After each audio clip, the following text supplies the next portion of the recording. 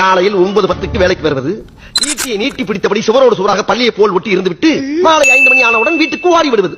சரி எம்ப்ளாயர் திட்டுறது வந்து மை நோய்ஸ் இங்க கேக்குது. வாங்க தம்பி, என்ன இந்த பக்கம்? என்ன செய்ய, என்ன சம்பளம் கொடுக்குறேன், வேலை செய்ய வேணும்னா, பட் வேலை வாங்கவும் தெரிய வேணும். அப்போஸ் கொடுக்கோ சார். அப்போஸ்ங்க, அப்போஸ்னா ஆமான்னு அர்த்தம். That's important. பெரிய கம்பெனிஸ் வந்து அப்படி ஈஸியா ரன் பண்ணி கொண்டிருக்கிறாங்க நினைக்கிறீங்க. உங்களோட தலைக்கால பீத்து கொண்டிருக்கிறது 10 பேரை இப்படி வச்சுக்கொண்டு நான் இவ்வளோ டயர்ட் ஆகுறேன்டா மேன். நூற்றுக்கணக்கான எம்ப்ளாயீஸ் ஸ்டாஃப்ஸை வச்சு கொண்டிருக்கிற நோ லிமிட் ஹமீதி வேணா இப்படி ரன் ஆகுறேன்னு சொல்லிட்டுனா யா simple.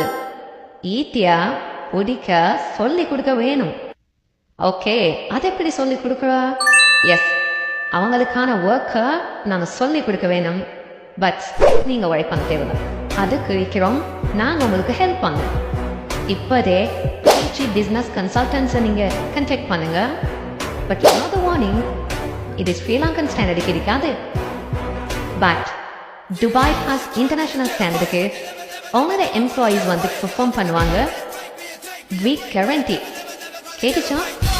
S, week guarantee. So உங்களோட கஸ்டமர்ஸ் எப்படி ஃபீல் பண்ணுவாங்க? டெமோ வந்து காட்டுவா. மச்சான், உன்னை விட நீ ரொம்ப சில்லுக்குது. மாப்பிள்ள நான் மட்டும் மாட சின்ன துபாயே சின்ன கிடக்கு. That's right.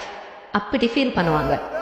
அண்ட் தென் கஸ்டமர்ஸை நீங்கள் கிங் ஆக்கினா கிங்ஸுக்கெல்லாம் நீங்கள் யாரு?